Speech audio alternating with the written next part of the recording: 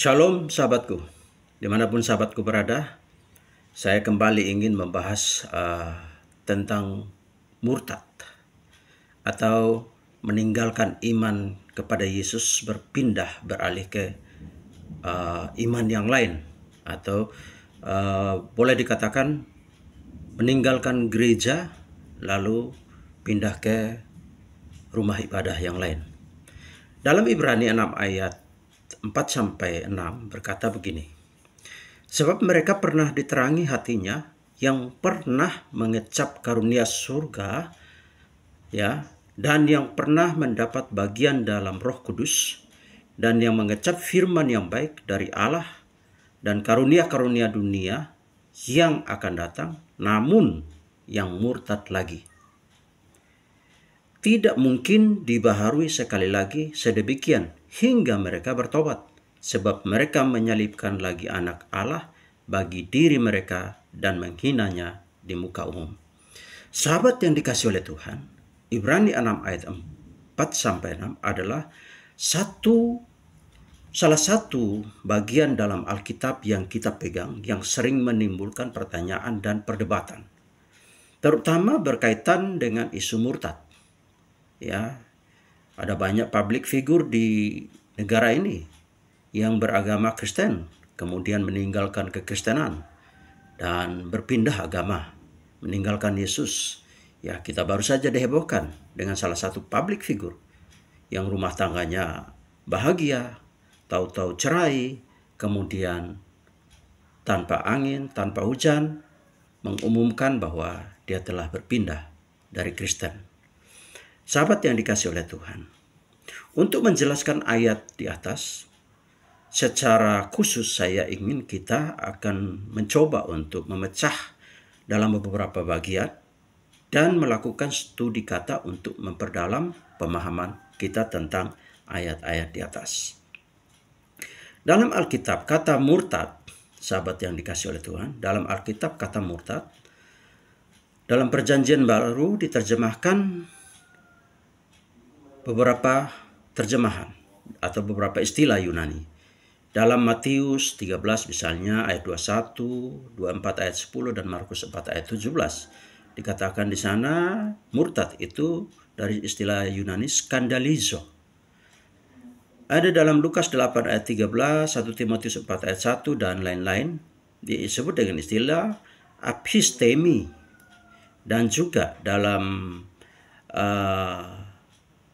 2 Tesalonika 2 ayat 3 disebut dengan apostasia, dan juga dalam 1 Timotius 3 ayat 8 disebut dengan istilah arneomai, dan juga di Ibrani 6 ayat 6 disebut dengan istilah yang akan kita bahas, parapipto.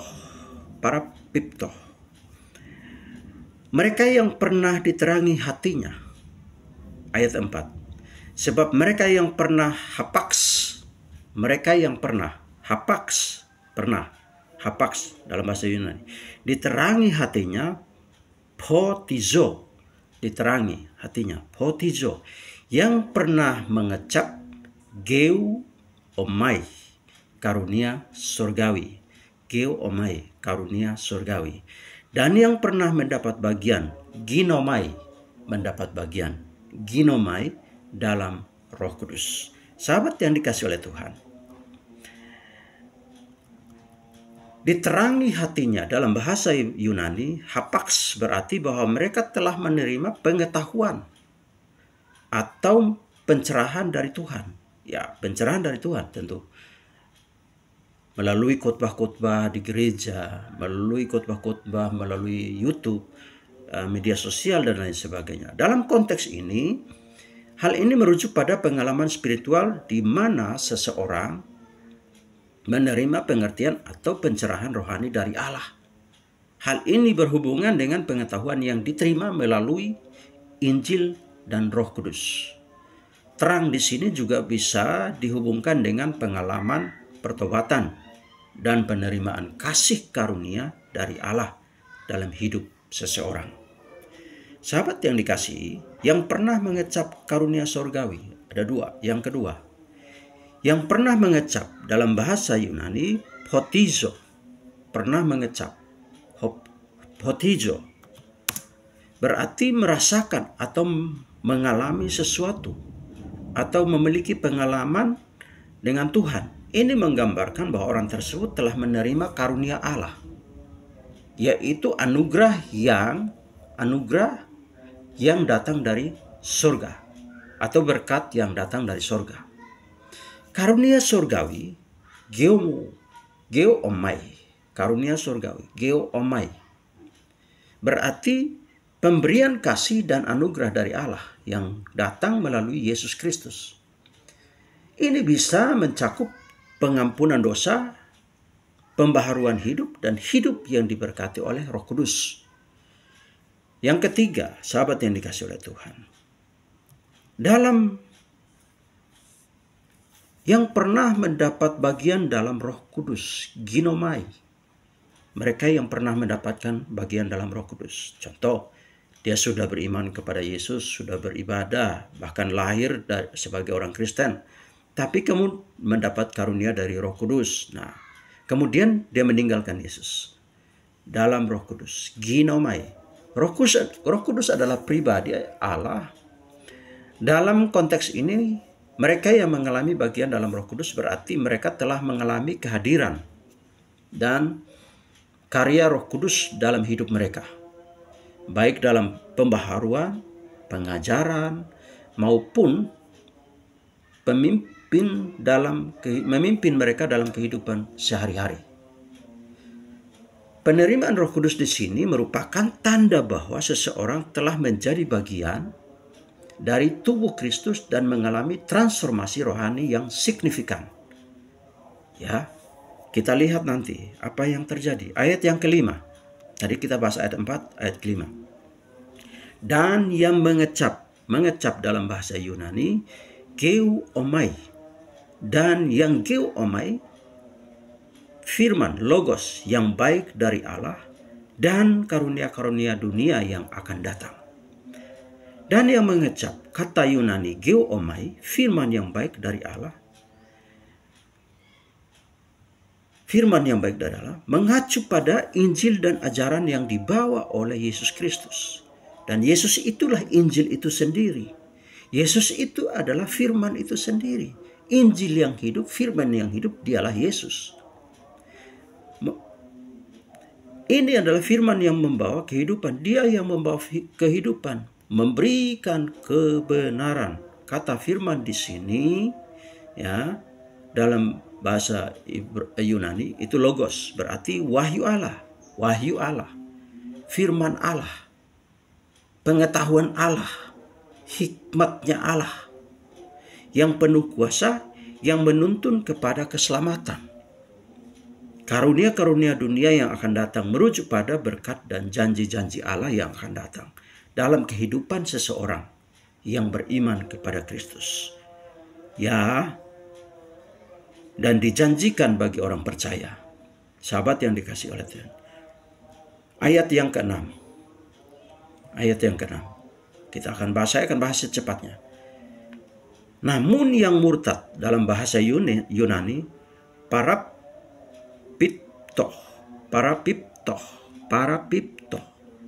lagi, palin. Namun yang murtad, parapipto, palin. Yang murtad lagi, palin itu lagi, tidak mungkin dibaharui sekali lagi sedemikian hingga mereka bertobat. Namun yang murtad lagi, ya, murtad dalam bahasa Yunani tadi saya sudah ucapkan, parapipto berarti berbalik, ya, parapipto, murtad yang bermakna berbalik atau menanggalkan iman, ya. Ini murtad. Garis bawahi, parapipto berarti dia berbalik, menanggalkan imannya kepada Kristus dan berpindah kepada beriman kepada yang lain yang bukan Yesus. Ya, ini menggambarkan tindakan seseorang yang telah sepenuhnya meninggalkan iman mereka dan kembali kepada jalan yang salah. Mereka tinggalkan Yesus. Proses ini tidak hanya terjadi dalam pemikiran, tetapi juga dalam tindakan nyata. Ya, tidak hanya sekedar dalam pemikirannya saja, tetapi bertindak nyata. Artinya diumumkan bahwa dia sudah tidak lagi beriman kepada Yesus. Nah, seperti public figure yang baru saja mengumumkan dirinya, menyatakan bahwa dia sudah tidak lagi orang yang beriman kepada Yesus. Nah, ini dia yang disebut dengan parapipto, berbalik, menanggalkan iman dia kepada Yesus, beralih kepada yang lain. Penulis Ibrani menekankan bahwa bagi mereka yang telah mengalami semua berkat rohani ini tetapi kemudian murtad, tidak ada cara untuk memperbaharui mereka. Tidak ada cara untuk memperbaharui mereka. Artinya, Yesus tidak datang kedua kali lagi untuk digantung di kayu salib supaya dia diselamatkan lagi. Tidak, nggak ada lagi cara. Karena Yesus hanya sekali datang. Dalam penyaliban itu hanya sekali. Lalu sampai ya orang yang menanggalkan imannya, yang berbalik dari Yesus, menanggalkan imannya kepada Yesus, bertobat kembali dengan kesadaran penuh bahwa keputusan dia meninggalkan Yesus, keputusan dia menanggalkan imannya kepada Yesus itu salah. Dia berbalik, bertobat dan beriman lagi kepada Yesus. Dia akan menerima keselamatan itu kembali. Kalimat ini menggambarkan bahwa setelah mengalami pencerahan dan berkat Allah, jika seseorang memilih untuk meninggalkan imannya, maka orang tersebut ya tidak lagi mendapatkan kasih karunia, tidak lagi mendapatkan keselamatan. Poin yang keenam, sebab mereka menyalibkan lagi anak Allah bagi diri mereka dan menghinanya di muka umum. Menyalibkan lagi anak Allah adalah gambaran dari tindakan yang sangat serius, sahabatku.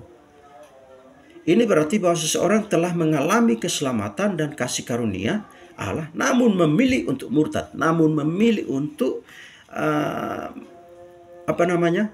beralih, menanggalkan parapipto, ya, memilih untuk parapipto, berbalik, menanggalkan imannya kepada Yesus, ya.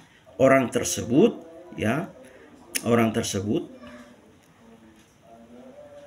seakan-akan mereka mempermalukan dan menyalibkan Yesus sekali lagi. Dalam arti rohani, ini menunjukkan ketidakhormatan yang besar, yang serius terhadap karya keselamatan yang dilakukan oleh Yesus di kayu salib. Menghinanya di muka umum, mengumumkan ya dia sudah meninggalkan Yesus, ya sudah meninggalkan Yesus, terus diumumkan di muka umum dan mempermalukan Yesus. Nah, ini konsekuensinya berat, sahabatku. Dia sudah menanggal, sudah parapipto, beralih, ya, meninggalkan imannya, menanggalkan imannya. Tidak hanya sampai di situ, tapi diumumkan lagi di depan umum dan mempermalukan Yesus sekali lagi. Ya, ini tindakan serius. Ini perbuatan serius. Ini perbuatan serius. Sekali lagi saya katakan, ini perbuatan serius. Dan tidak ada pengampunan dari Tuhan untuk orang yang seperti ini, yang parapipto. Ya, menanggalkan imannya dan mempermalukan Yesus, anak Allah yang telah memberikan karyanya di kayu salib supaya dia diselamatkan. Dia mempermalukan Yesus sekali lagi. Sahabat yang dikasihi oleh Tuhan, Ibrani 6 ayat 4-6 menggambarkan kondisi di mana spiritual yang sangat serius. Ayat ini memperingatkan bahwa bagi orang yang sengaja murtad atau parapipto, padahal ia sudah tahu kebenaran bahwa Yesus hanya sekali saja menebus dosa manusia dengan kematiannya, maka tidak ada lagi kurban untuk menghapus dosa itu, kecuali orang tersebut berbalik, bertobat, dan mengakui di hadapan Tuhan dia salah, meminta ampun, maka kasih karunia itu akan kembali diberikan kepada dia. Mereka yang telah menerima pencerahan rohani, karunia surgawi, dan bagian dalam Roh Kudus, namun kemudian murtad atau meninggalkan iman mereka, akan sangat sulit bagi mereka untuk kembali lagi kecuali mereka bertobat. Dengan sungguh-sungguh, tindakan murtad ini digambarkan dengan sangat berat, seperti menyalibkan Yesus kembali dan menghinanya secara terang-terangan. Seperti yang saya katakan tadi, diumumkan di televisi, disiarkan ke seluruh Indonesia, bahkan ke seluruh dunia, dan mempermalukan Yesus untuk kedua kalinya. Sekali lagi, orang yang parapiptos seperti ini tidak mendapat kasih karunia untuk kedua kalinya, kecuali dia bertobat. Tuhan memberkati. Mari kita berdoa. Tuhan berkati kami semua, berkati setiap orang yang melihat video ini, sehingga kami benar-benar iman kami kepada Kristus. Sesekali kami tidak mempermalukan Yesus untuk kedua kalinya. Dalam nama Yesus, setiap orang Tuhan memberkati rumah tangga mereka, memberkati keluarga mereka, memberkati usaha pekerjaan anak-anak mereka, dan segala hal yang mereka kerjakan, Tuhan berkati. Nama Tuhan dipuji muliakan. Haleluya, haleluya, amin.